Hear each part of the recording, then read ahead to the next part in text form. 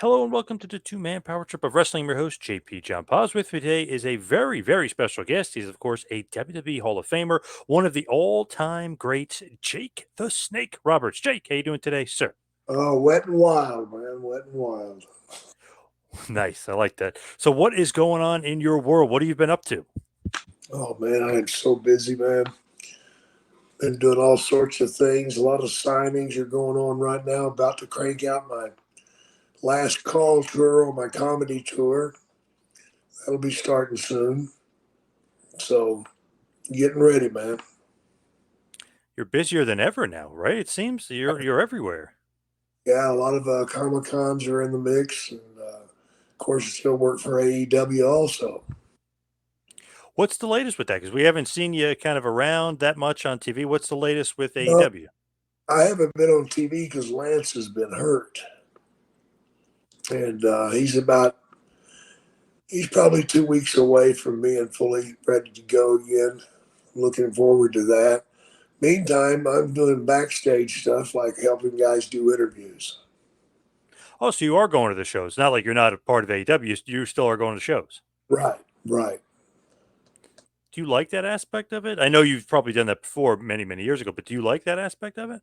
I like teaching, and I like helping guys, watching them do it, and watching their reaction when I can see it click in their head. They got it, and that's pretty cool. Is it hard for you, who's like the master of the promo, the master of psychology, to teach someone else? Because Michael Jordan wasn't necessarily a good coach. You know what I mean? Like guys like that, Yeah, some guys could do it, some guys can't. right. I find it very easy to help people, man. You just got to be passionate about it and have the desire to do it. When you are like teaching them promos and stuff, do you teach them like you got to find something within yourself? Because I always felt like with your promos, it was something, it was something deeper there. It was like you could like look into your eyes, and it's like he really truly means what he's saying. Is that like kind of what you're trying to portray to the guys? Like dig down deep. I teach them how to do that. Yeah. Yeah. I do try to teach them how to do that. I also try to teach them how to come up with the material that they need for their promo. And bottom line is no screaming or shouting. True. That's one thing about your promos that always fascinated me, and sometimes scared the shit out of me when I was younger. It would be like, wow, he doesn't yell like the typical, warrior or macho man. Somebody, I'm gonna freak out and go crazy. You never yelled in your promos. Never had to. It wouldn't have done me much good to try. I guess back in 1977 or 78, a guy dropped a knee on my throat and it crushed my voice box. So this is about all that comes out. If I try to yell, this is about as loud as it gets. Even back then, it just felt so natural for you, or it just fit your character perfectly that you wouldn't yell. Like it just, Jake the Snake. It just felt like, wow, this guy is so ominous. He doesn't need to yell. He just scares the hell out of you by just speaking in like normal tone. It was a lot of fun, I'll tell you that much. Where did you pull some of that stuff from? Is it like, A we lot of saw the A&E documentary and stuff, but is it from your past? Like, where do you pull that from? from your past, from music. I got a lot of my words from music. What kind of music did you listen to? Oh, hard rock, rock and roll. Ozzy Osbourne, Pink Floyd, Rolling Stones, The Who. I got music. I got interviews from all those guys. When you do those promos, right? Are you Mm, trying I know sometimes you're a babyface, but sometimes you're a hero. Are you trying to like scare the audience? Because it's funny, like I look at a guy like The Undertaker back then. I know he didn't talk much, but he didn't scare me. Like yeah, you kind of scared me a little. You know what I mean? Like there's something about that, right? The way you carried yourself. yeah. I wanted to scare you. I wanted to get your attention. I wanted to question you. I wanted you to question yourself to what you were hearing and what you were feeling. To me, it was just like, wow, like trust me. Even when you in 91, 92, when you turn heel again and doing the trust me stuff, it's like, I don't trust this guy for a second. Like, what do you mean trust me? Like you know what I mean? It scares you. Absolutely, man. That's what it was supposed to do. Where did you get that from? Like the trust me stuff. I mean, it almost sounds like serial killer stuff. Like trust me, Yeah, and you know, that was Vince and them. They came to me and said me to, told me to use Trust Me, that they wanted, they wanted me to use that. So I did it. came pretty natural. It seemed like, right? Yeah, I did. It was easy. When you're doing those promos, you know how they always say, "Oh, Vince or whoever, maybe Pat Patterson or Bruce or whoever the producer is, gives you pointers or lines." I know nowadays it's completely scripted. With you, did they give you bullet points and stuff, or they just let you roll with whatever you wanted? They never give me bullet points. They just let me go. Even when I was doing the snake pit, they just said, "Do what you want to do." So Do you I have a did. Do you have a favorite promo? No, there's several that come to mind, but the one I did on DiBiase at WrestleMania 7, I think it was, or 6. Yeah, whichever one it was. That was pretty good. Yeah, 6, the Muck of Everest. Yeah. Good average. That was pretty sweet. And then some of the stuff that I did on Macho Man was pretty cold. Man, that feud was one of my favorite feuds ever because it's like, okay, Jake is nuts, but Macho Man is nuts, and like both these guys are awesome at wrestling. They're awesome when cutting promos. They could both really kind of take their game to the next level. What was it like really working with him? I mean, was he intense or what? No, he was over intense, man. He was on a different planet. Just trying to hold on to him and slow him down. That was my biggest problem. Because he was just guns out and blaring, man. The and I know it was on the A&E doc too, but you and that snake biting him, the cobra, really, I mean, biting Yeah. him in the arm. I mean, how do you kind of pitch that? I mean, that's just so crazy. Well, they brought it to me. I didn't bring it to them. So, like, meaning Vince or meaning Macho Man as far as the snake bite? Vince and Macho came up with that idea. So, what do they say to you? Hey, you got this cobra. How about he bites me tonight, and you knock over Liz? Like, how does that go? Yeah, basically. They just brought it to me and said, "Yeah, we want the snake to bite him." I said, "No problem." No problem at all. Of course, Randy wanted the snake to bite me first. So he made that happen in the locker room. It was either the snake bites me or we fight. Because he just didn't believe that, he thought there was a possibility the snake wasn't fixed. Imagine that. Devenomized, right? He means. Right. So, what if it wasn't and it bit you? I mean, you'd be dead, right? I mean, is he crazy or what? Kind of the thought. So he was going to make sure by letting it test out on me. Wow. It's amazing because you think like, okay, the snake bit Randy Savage, but it's on TV. I mean, that's tough as nails. He's nuts for doing that, but you might be crazier for letting you do it not on camera where nobody could Yeah, see it. absolutely. I let it bite me on the leg. What did that feel like? Pure pain or what? That bad.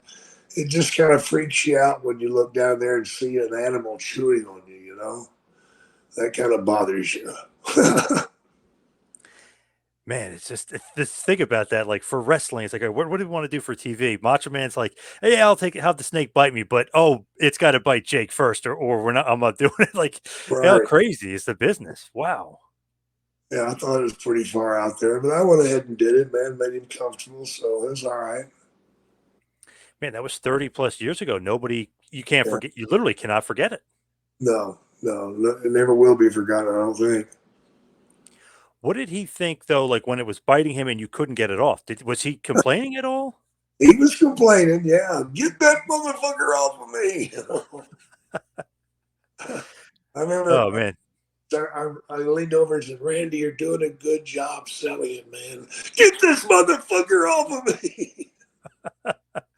that's great. Oh man, because it's like, wow, Jake is sadistic. You know what I mean? Like he's not Oh, getting the snake off of him. I was real sadistic. I was enjoying the shit out of it. Are you kidding me?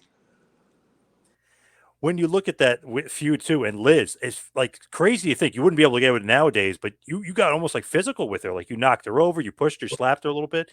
I mean, Yeah, that was kind of crazy. yeah, it went to the edge for sure. It really did. It pushed the edge. Was that Macho Man's idea again to do that? Yeah, And yeah, Liz was okay with that. yeah. She was, man. She was a trooper. I don't know if nowadays, you can get away with that. You know what I That's mean? good.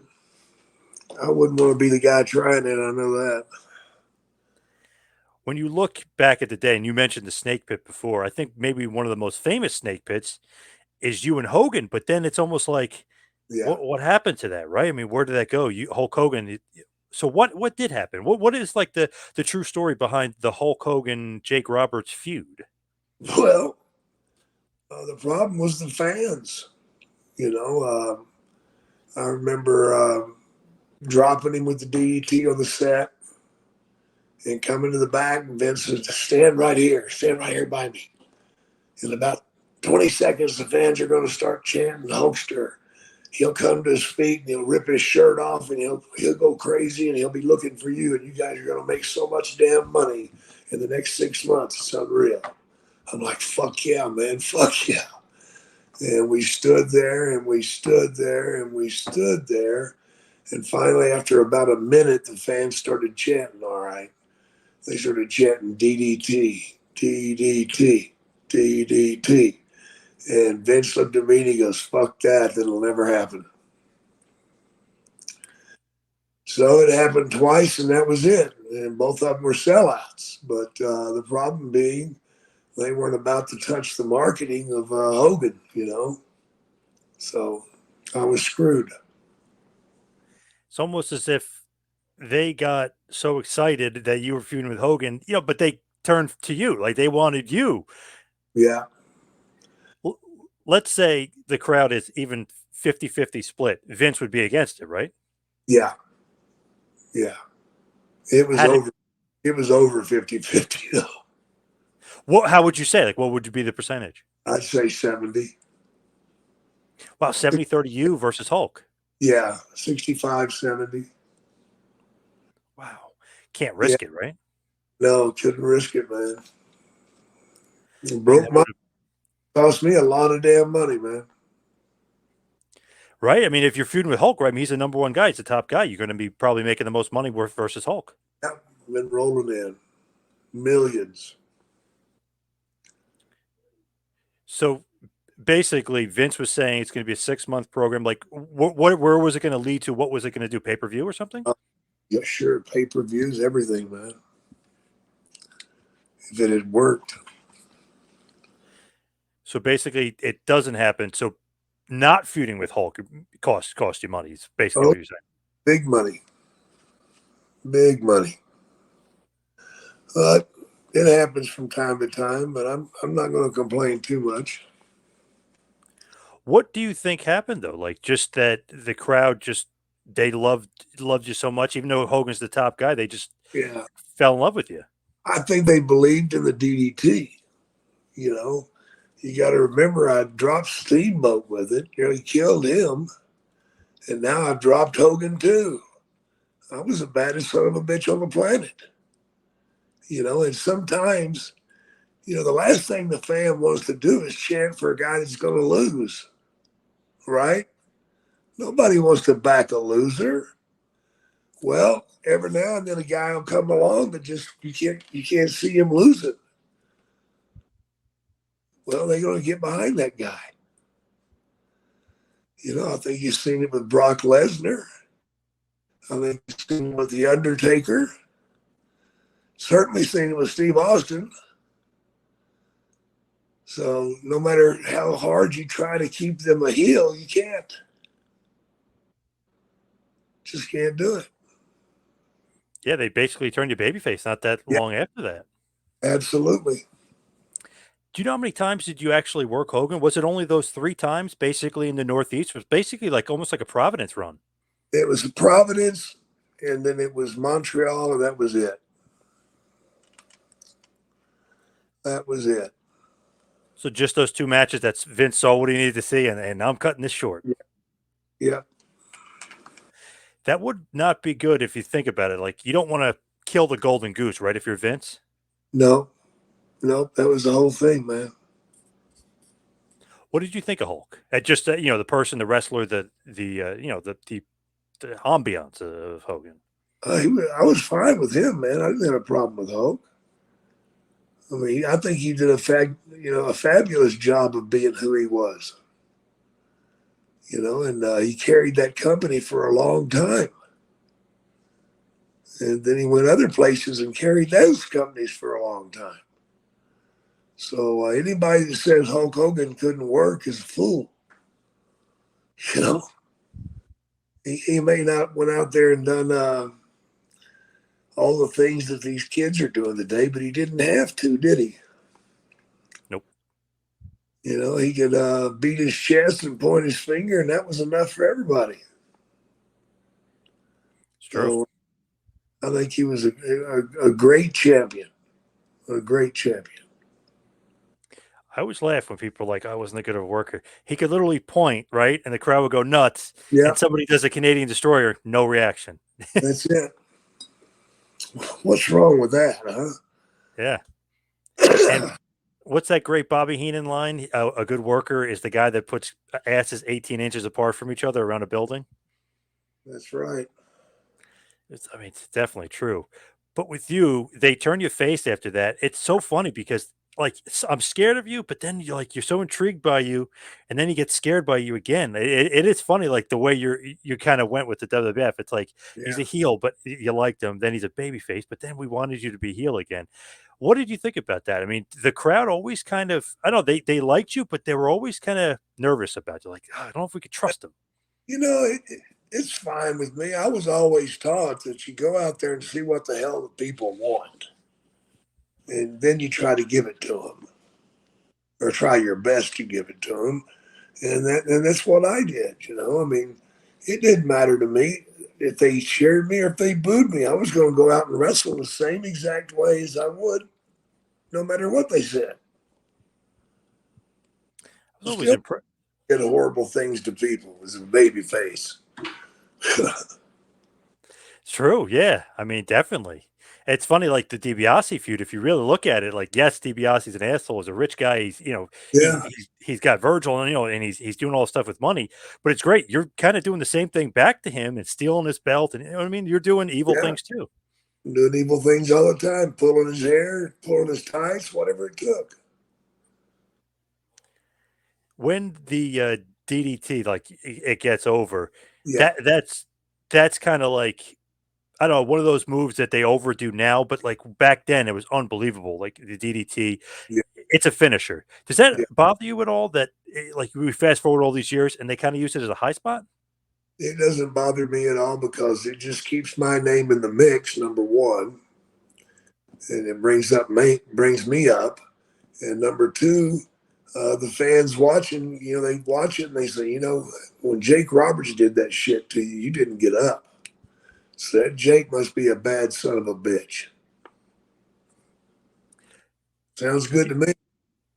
Yeah, me and my friends always joke around. It's like Jake did it the best. That's why the other guys aren't doing it as good. No, they're not. They don't know how to do it. How is it different? Because it definitely is. I mean, you're kind of snapping them down, right? It's the whole key is your left leg.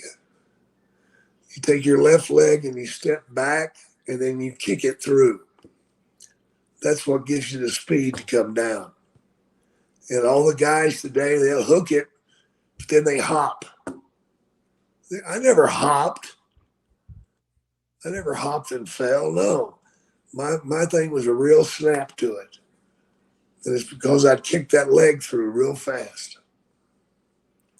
Yeah, it's funny. You're right because all the guys they do that little jump Right. hop or whatever. Yeah, and it has no impact. Yeah, None.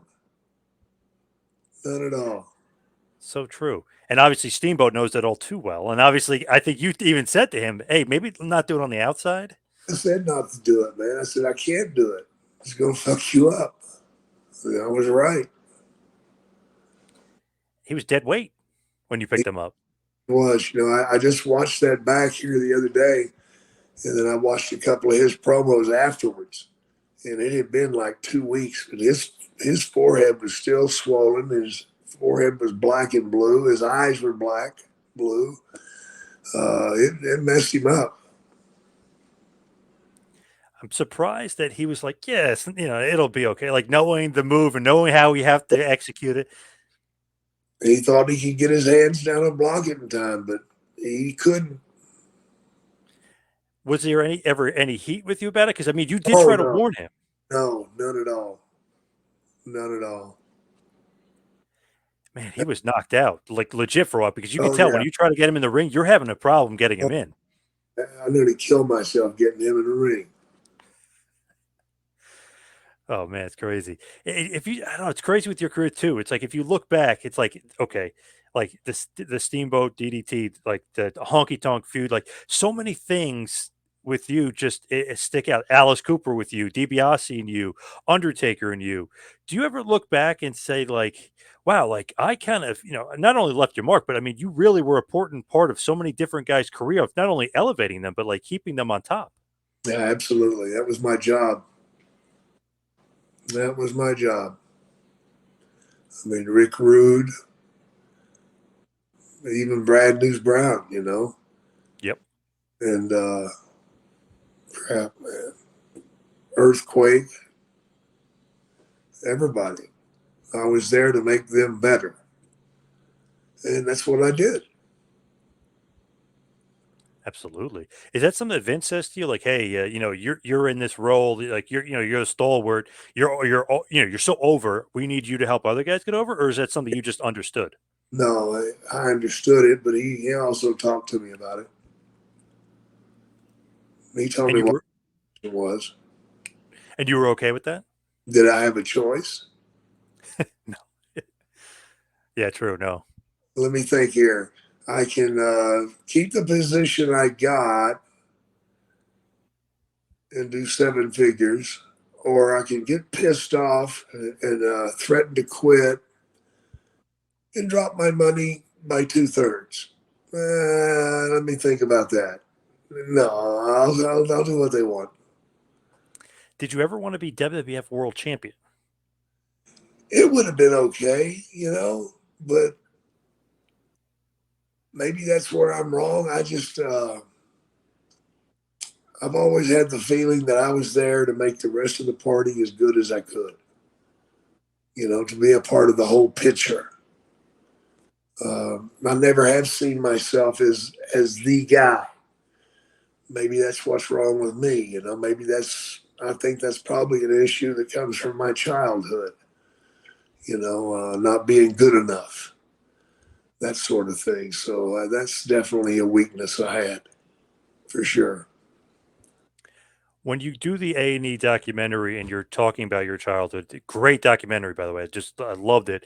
Is it hard for you to kind of go back and relive it? Like, oh, I got to relive this again. Is that rough for you?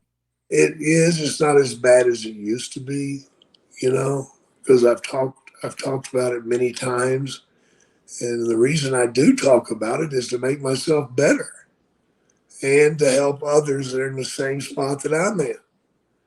That's the main focus of the thing is to help others. If I can help, Joe and Jimmy and Billy Joe and Don over here get over their bullshit and become a better human being, then this is well worth it. And I'm positive it's helped a lot of people, no doubt. Definitely. It's sport, of course, with DDP, the resurrection of Jake the Snake. I mean, that was unbelievable, that documentary. It helped millions, man. Literally helped millions of people. I get thank you cards all the time from people that got sober, even people that they were in a family of alcoholics. They understood the alcoholic better after watching it.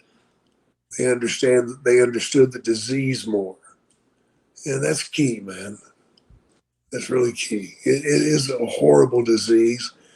Unfortunately, it does happen. It does destroy families, leaves nothing but garbage and trash behind and broken homes. And I'm just grateful that I lived long enough to get over it and get a chance to enjoy some of the good times, Yep. because I'm certainly enjoying the good times now. I love it. Still a part of the business, like you said. I mean, you're still doing the podcast too. You're doing. I mean, like, still a huge part of the business. That's awesome to see it to hear. Still got my place, man. How is the podcast going? Do you enjoy kind of going over the wrestling stuff? I know because you talk about it a lot. Yeah, we go back and relive the stuff and talk about it and have a few laughs. Yeah, I have a great time, and the boy that's helping me does a great job. He does a phenomenal job. Marcus, he's class act.